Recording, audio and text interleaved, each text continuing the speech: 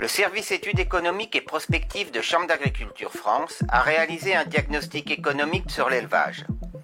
Il constitue un apport pour comprendre l'origine des difficultés auxquelles il est confronté et détaille quelques scénarios prospectifs pour actionner certains leviers et se projeter dans l'avenir proche. Premier épisode de cette série de podcasts, diagnostic et bilan de l'évolution des effectifs. Je suis Thierry Pouche, le responsable du service études économiques et prospectives aux Chambres d'agriculture France.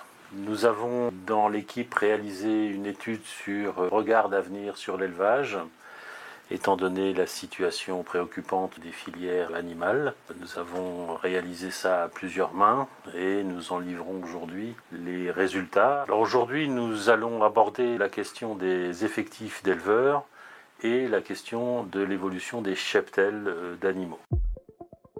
Sous quel angle peut-on appréhender cette évolution d'effectifs de notre élevage ? Alors déjà, cette crise de l'élevage dont on parle beaucoup aujourd'hui peut être lue à travers l'évolution du nombre d'éleveurs en France. Alors je rappelle déjà le contexte global. Nous avons depuis 10 ans une diminution de 20% des effectifs d'agriculteurs, toutes filières confondues, c'est-à-dire végétales et animales, et que dans cet ensemble de diminution, nous avons un élevage qui paye un lourd tribut, puisque en 10 ans, il y a eu 30% en moins d'éleveurs.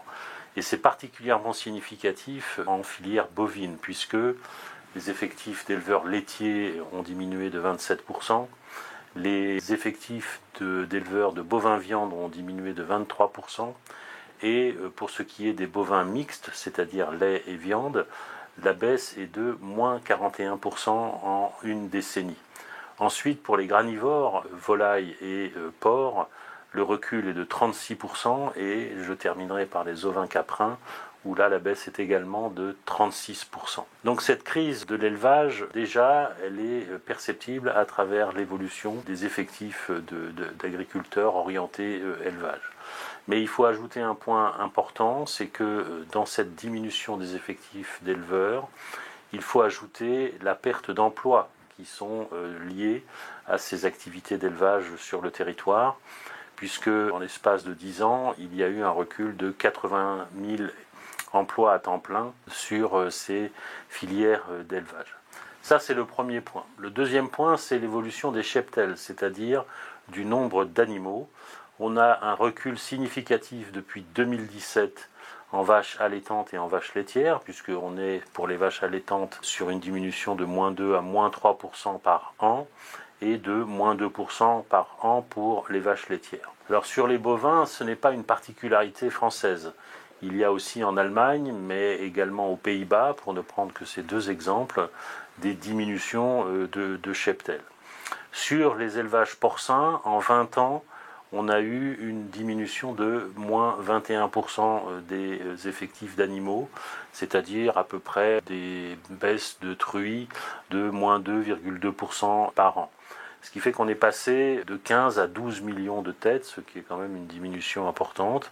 Et puis pour les ovins, depuis 40 ans, on a perdu également beaucoup de têtes, beaucoup d'animaux.